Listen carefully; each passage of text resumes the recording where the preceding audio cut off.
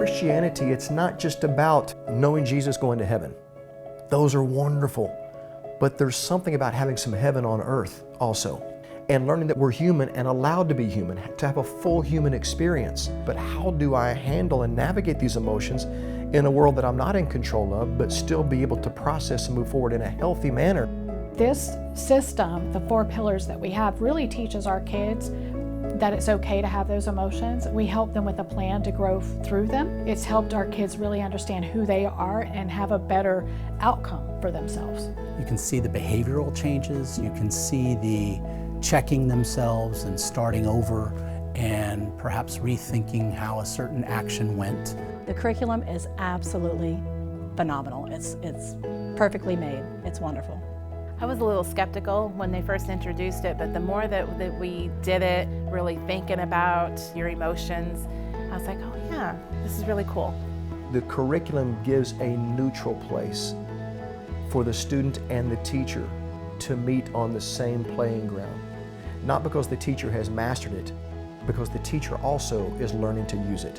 I know Excel is the first Christian school to have been able to get a hold of the 4 pillars, and I know that there's a lot of people who don't have that, and we're just grateful for the opportunity and the blessing that it's been. When our big boys in 10th and 11th grade come and they're like, hey, Miss G, I'm feeling angry and I'm feeling anxious, can we talk about it? And then we can go through all of these different tools that we were given by the Contentment Foundation. And then they walk away and they're okay, and they're not punching holes in the wall. So it's kind of given them the awareness that emotions are things. You know, they come and go. Emotions are not you. You know, you're not an angry person. You're just angry right now. Well, when we first started the training, and I just brought this because, you know, it started off with the principal giving us from Pastor Scott the Bible verses that, you know, directly are related to the 4 pillars. As I began to read the curriculum, all that began to come out at me was scriptural biblical principles. I just reached over and I pulled my pen out of my backpack and began to just jot down a few verses here and there, and by the time I finished, it looked like something that a Christian organization had put together because the principles were so aligned with Scripture. 2 Corinthians chapter 10 tells us to take every thought captive and bring it under the obedience of Christ. Romans chapter 12 tells us that we're made brand new by the renewing of our minds. Your mind, not your spirit, your mind, your emotions.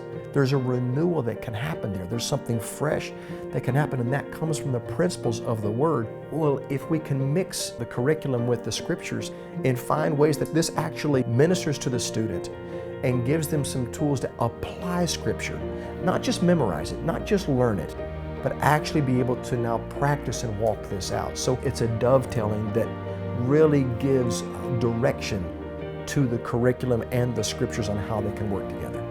I'm really grateful for the research that this team has done. I'm grateful for all the efforts that the Contentment Foundation has created. It's changed who I am as a mom. It's changed who I am as an educator. It's changed who I am as a friend. I think that the 4 pillars and the concepts that are taught in them, they're the foundations of humanity, really. And because of that, I feel like everybody can find something that they can relate to and that can be helpful for making them well and whole. The curriculum itself allows us to teach our kids how to live in the world as a better human. Now my daughter, she's in 6th grade. She started the 4 pillars in 2nd grade. But seeing her grow, she is so much wiser than I am. If I would have had that in kindergarten and went through my whole school career, as an adult, I wouldn't have gone through a lot of the challenging things that I did because it would be who I am. It's not just curriculum, it's changing a generation. It's not just something that we're putting into a classroom to supplement. This becomes foundational for every arena of life. Our goal is to have healthier kids who will become healthier adults, which will produce healthier families, which will produce healthier communities. I believe once faith leaders look at this for what it is and begin to see how it applies to biblical scripture and foundational truths, I believe they too will see how this can be a phenomenal tool for the students.